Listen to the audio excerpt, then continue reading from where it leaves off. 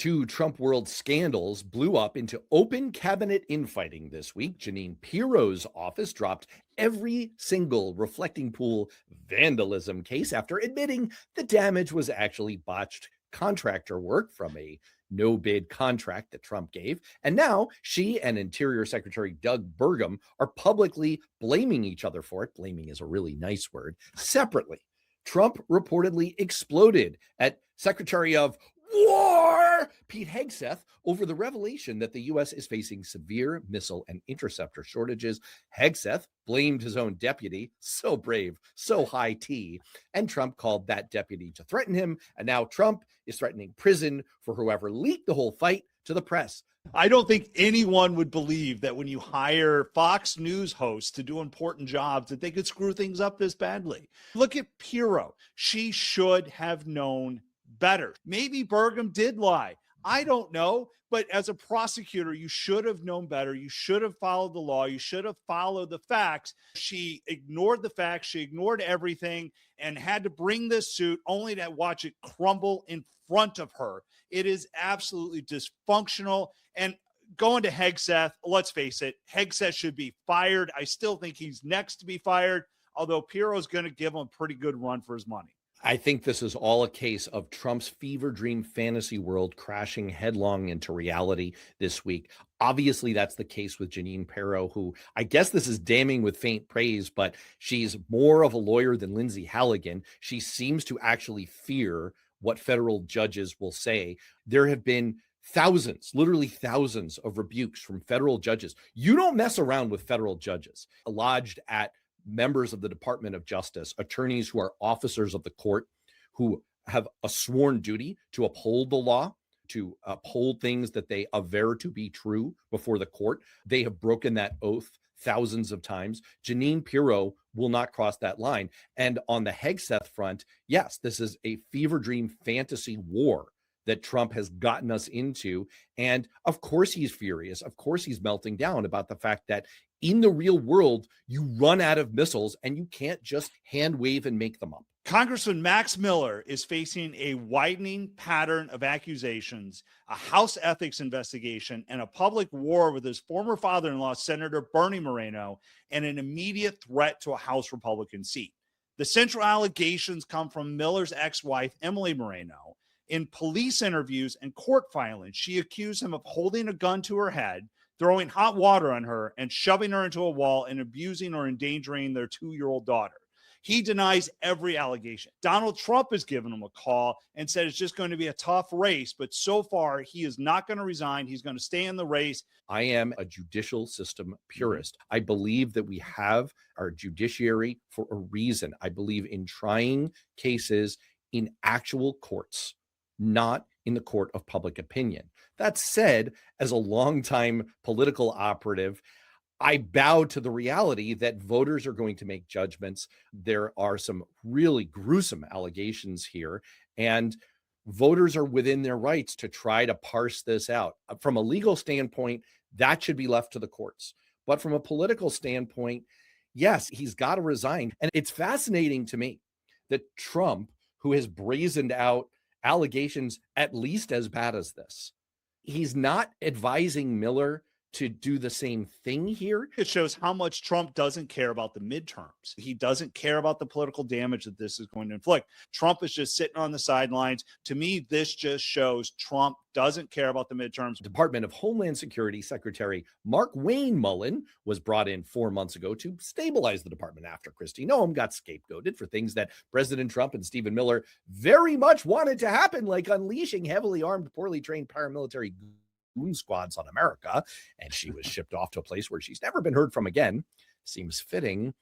But this week, the online right turned on Markwayne Mullin, not because he's gone soft on deportations, but because he said the words legal immigration out loud. Matt, Markwayne Mullin's actual deportation numbers are up across nearly every metric. Markwayne Mullin thought his job was to do his job. but he didn't realize that in Trump world, you need to conform to Trump's reality. He needs to have taken a playbook from Pirro and Hegseth and just kiss Trump's ass and say whatever it is he wants to say. And that's why you have Laura Loomer and Steve Bannon and Bovino all attacking him, because he said something that does not fall within the MAGA playbook, that does not fall within the messaging they want and the extremism that they want. Republicans, they've been trying to weave together different strands. There is this rabid, vitriolic hatred of immigrants thread that has run through the course of American history for a long time and has found voice in Donald Trump. He has been very happy to take advantage of them. But Mullin's biggest apostasy here was when it was revealed that he actually has some good relationships with Democrats who respect him and think he's a straight shooter. And that cannot be abided in today's MAGA or today's Republican Party. Social media erupted Saturday night when Marjorie Taylor Greene shared a picture on X taken at Tucker Carlson's cabin in Maine, where Greene and Carlson appeared around a large wooden table with Tom Massie and Joe Kent, the former head of the U.S. National Counterterrorism Center, who resigned over the Iran war. And the Post said, "We said no more foreign wars, and we meant it, and supported Donald Trump because he made that promise. But he betrayed us all. Our commitment is America first to all Americans, right, left, and center." Now, MAGA is in turmoil over this. They want to create a new movement, and they want Tucker Carlson to run for president in 2028. I have long said that MAGA is the island of misfit toys that has basically been held together with duct tape and Diet Coke. This just seems like another instance where the fraction is growing. Sure, Democrats are happy to sit back and watch the self-destruction unfold. You nailed it. Couldn't have said it any better. From the outset, Donald Trump was full of it. He was basically just telling people what they wanted to hear. He's actually said out loud that what he does at rallies is he just kind of listens for what people respond to, and he feeds it right back to them. So, of course, there are these different threads that make up kind of the MAGA tapestry, which runs from completely insane to completely unhinged. And within those threads, you have this America First subset. You have this conspiracy-minded subset. Don't forget that there is a vast overlap between QAnon conspiracy theorists and MAGA. You have the Make America Healthy Again, which is an overlap with the conspiracy mindset. And then you've got this rabid anti-immigration group. And one after another, these dominoes have been falling. They're beginning to see that it was all bullshit. From the beginning, it was all bullshit. So, of course, they're disillusioned. Now, is that going to translate into a viable third party? I sincerely doubt it. We haven't seen that work ever at the presidential level, but it's possible. There could be a real schism here. I think there is a non-zero chance of at least the MAGA base, if not the Republican Party, breaking up over this.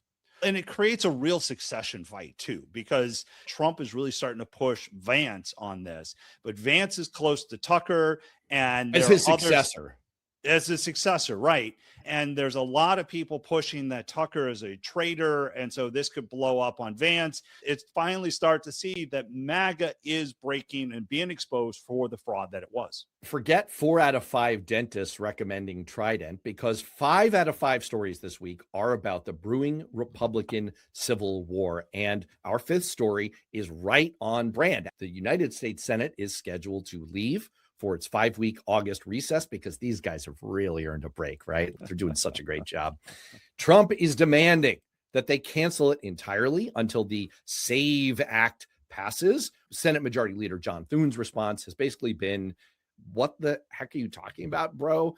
The SAVE Act is a disaster. Yes, we should have voter ID. Stop with this senseless approach to a piece of legislation that won't actually get passed. Donald Trump doesn't actually care about this. What he cares about is the fight. He cares about the fundraising appeal. He cares about being the victim. He cares about passing blame. Even in Michigan this week, there were allegations of fraud that happened in the primary that Trump quickly put out when socialists began to win. This has nothing to do with voter integrity. This is a messaging piece, and Republicans in the Senate should just get the hell out of Washington as soon as they possibly can and go talk to some real voters for a little while.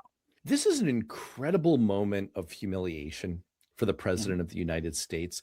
In Michigan this week, there was a Republican candidate who Trump endorsed who lost to a guy who had dropped out of the race weeks earlier. You're essentially losing to a political dead guy.